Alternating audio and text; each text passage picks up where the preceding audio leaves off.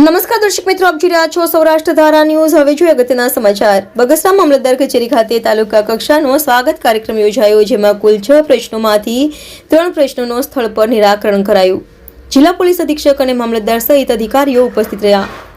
રાજ્ય સરકાર દ્વારા વિવિધ વિકાસલક્ષી યોજનાનો લાભ છેવાડાના લોકો સુધી મળી રહે અને લોકોના પ્રશ્નોનું સ્થળ પર નિરાકરણ થાય તે અન્વયે વિવિધ યોજનાનો અમલીકરણ હોય ત્યારે અમરેલીના બગસરા તાલુકા કક્ષાનો સ્વાગત કાર્યક્રમ મામલતદાર કચેરી ખાતે અમરેલી જિલ્લા પોલીસ અધિક્ષક શ્રી સંજય ખરાડ સાહેબના અધ્યક્ષસ્થાને યોજાયો, જેમાં શહેરી અને ગ્રામ્ય વિસ્તારના કુલ 6 પ્રશ્નોની રજૂઆત કરવામાં આવી, જેમાં 3 પ્રશ્નોનું સ્થળ પર નિરાકરણ કરવામાં આવ્યું, જેમાં એસટી નિગમ તેમજ માર્ગ મકાન વિભાગ, જમીન દબાણ સહિત વિવિધ પ્રશ્નોની અરજદારોએ અમરેલી જિલ્લા પોલીસ અધિક્ષક શ્રી સંજય ખરાડ સાહેબને રજૂઆત કરતા અરજદારોના પ્રશ્નોને સાંભળી તેનું નિરાકરણ થાય તે અંગે વિવિધ વિભાગના અધિકારીઓને સૂચનાઓ આપવામાં આવી।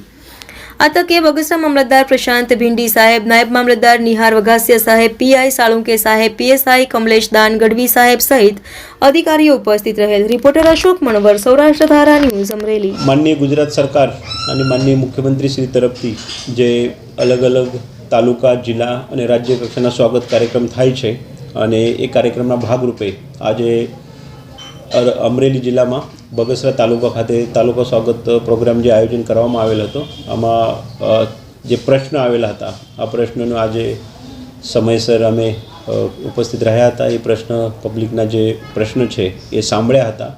સાથે સાથે આ પ્રશ્નને લાગતા જે પણ ડિપાર્ટમેન્ટ છે એના સંકળાયેલ સાથે કાયદેસર જે અધિકારી છે એ લોકો પણ અહીંયા એ પ્રશ્નો દરમિયાન ઉપસ્થિત હતા।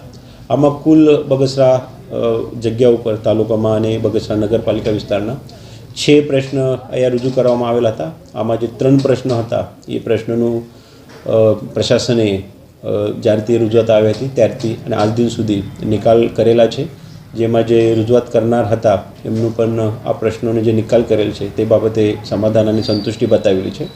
સાથે સાથે અમુક પ્રશ્નો જે છે એ પ્રશ્ન જેમાં નિકાલ આવવા પર થોડુંક સમય લાગશે, અથવા પ્રશાસનના જે અન્ય ડિપાર્ટમેન્ટ છે, એક ડિપાર્ટમેન્ટ કરતાં વધારે ડિપાર્ટમેન્ટ છે, અલગ અલગ વિભાગો છે, એના સાથે સંકળાયેલ હોવાના કારણે હાલ આપણે પેન્ડિંગ રાખવામાં આવેલ છે અને અમારા જે અધિકારી કર્મચારી અહીંયા છે એ લોકોને એ રીતની સૂચના પણ આપેલી છે કે આ પ્રશ્નોના પણ તાત્કાલિક અરજદારની સાથે રહીને અરજદારની જે રજૂઆત છે એમાં જે વ્યાજબી રજૂઆત છે એ ગણીને પ્રશાસન જે પણ કરી શકતા હોય તે મુજબ જરૂરી કાયદાકીય કાર્યવાહી કરીને આ પ્રશ્નોને નિકાલ કરવામાં સૂચન પણ આપેલું છે।